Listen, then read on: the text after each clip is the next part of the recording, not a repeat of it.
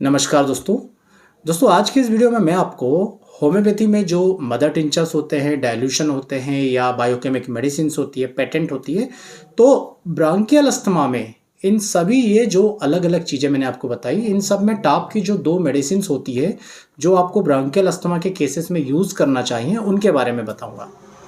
दरअसल आज मेरे पास अपने एक जूनियर का मैसेज आया और वो ये बताना चाह रहा था कि वो ब्रांकियल अस्थमा के जब केस आते हैं तो उनको लेकर कठिनाइयों का सामना करता रहता है और कई बार उसे कॉन्फिडेंस नहीं रहता तो वो एलोपैथिक डॉक्टर के पास अपने पेशेंट को भेज देता है।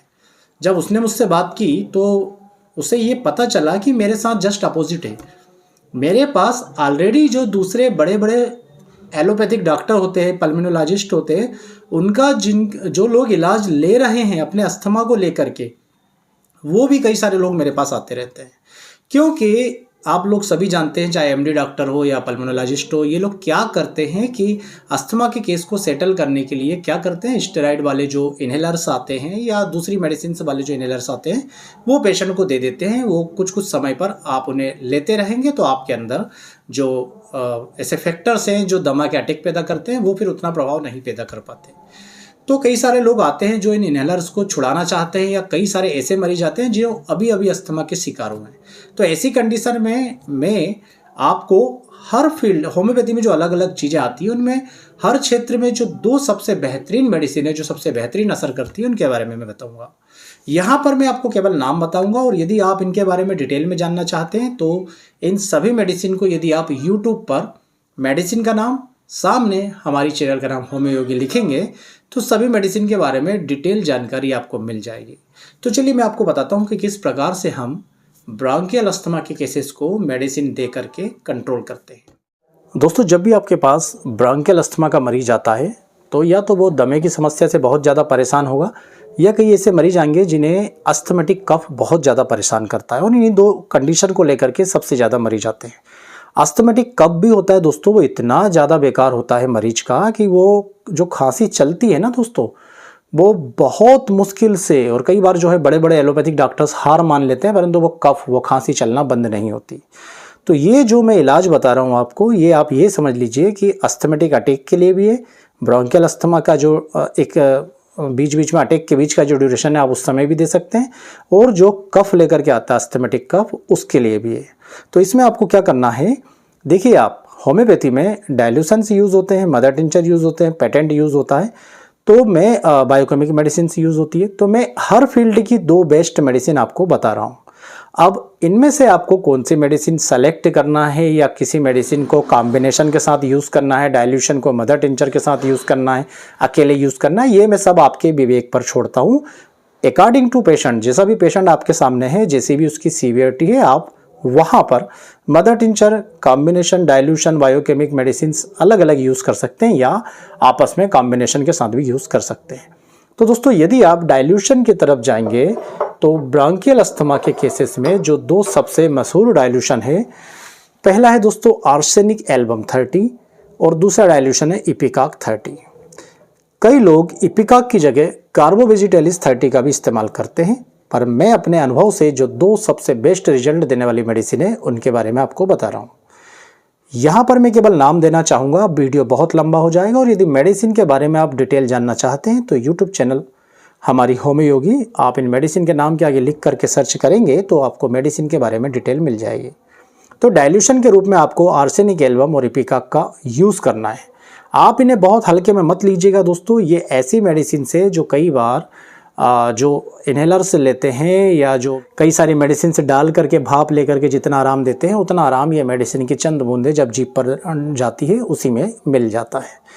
दूसरी बात दोस्तों, फिर हम मदर टिंचर पे आ जाते हैं। तो ये दो मदर टिंचर आपको ब्रांकियल अस्थमा के केसेस में यूज़ करना है। पहला है एस्पाइडोस्पर्मा का मदर टिंचर। ये वही मदर टिंचर है जो जब कोविड ड्यूरेशन चला था तो आपने देखा था कि एक होम्योपैथी का मदर टिंचर बहुत पॉपुलर हो रहा है ऑक्सीजन लेवल को तुरंत बढ़ाने के लिए। तो ये एस्पाइडोस्पर्मा वही मदर टिंचर है।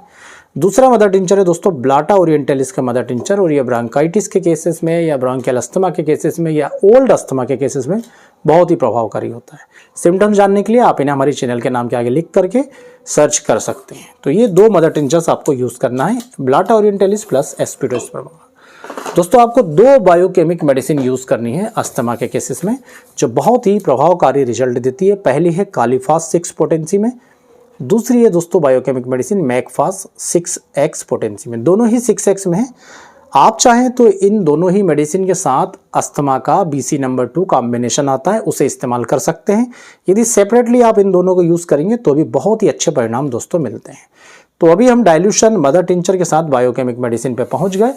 अब दोस्तों आप चाहें तो ये 2 मेडिसिन जो है पेटेंट, ये अस्थमा के केसेस में बहुत ही अच्छे रिजल्ट देती है।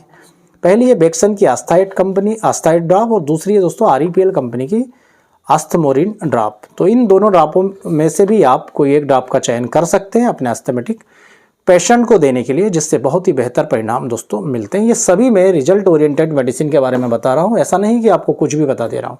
ऐसे तो आप जानते हो होम्योपैथी में अस्थमा को लेकर के कितनी सारी मेडिसिन से, पर मैं टॉप की 2 मेडिसिन बता रहा हूँ, चाहे डाइल्यूशन हो, चाहे मदर टिंचर हो, चाहे पेटेंट हो, चाहे बायोकेमिक हो। और जो दोस्तों मैंने एक कंडीशन बताई थी अस्थमेटिक कफ, तो चाहे आपको इनमें से कोई भी मेडिसिन यूज़ करना पड़े, पर जब बात आती है अस्थमेटिक कफ की, मतलब जहाँ पर कफ की प्रधानता हो, खांसते खांसते मरीज बेहाल हो गया, तो ये 2 मेडिसिन को आप बिल्कुल ध्यान में रखिएगा। इसमें भी थोड़ा सा मैं ऐसा कर देता हूँ तो ज़्यादा सही रहेगा। मतलब इन दोनों मेडिसिन में भी यदि आप वरीयता देंगे तो डॉक्टर वकनाली यानी कि मेडिसिन की कोफी सायरप, और दूसरे नंबर पर विजाल कंपनी का विजाल मिक्सचर।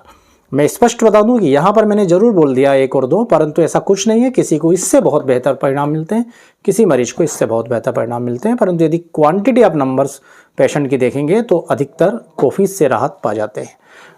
परंतु जब भी आपको अस्थमेटिक कफ का मरीज आता है तो इन दोनों सिरप में से ही कोई एक सिरप इस्तेमाल करना चाहिए।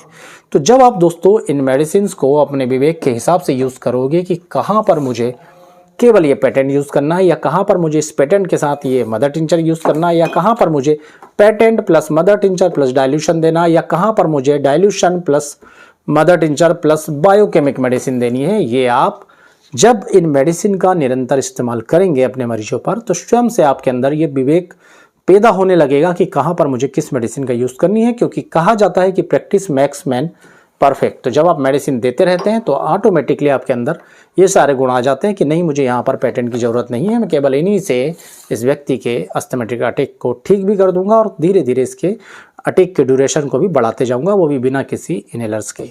तो दोस्तों इसी प्रकार के ज्ञानवर्धक वीडियो हम अपनी चैनल पर डालते रहते हैं। आप सभी से गुजारिश है कि आप हमारी चैनल को सब्सक्राइब करके जाइएगा।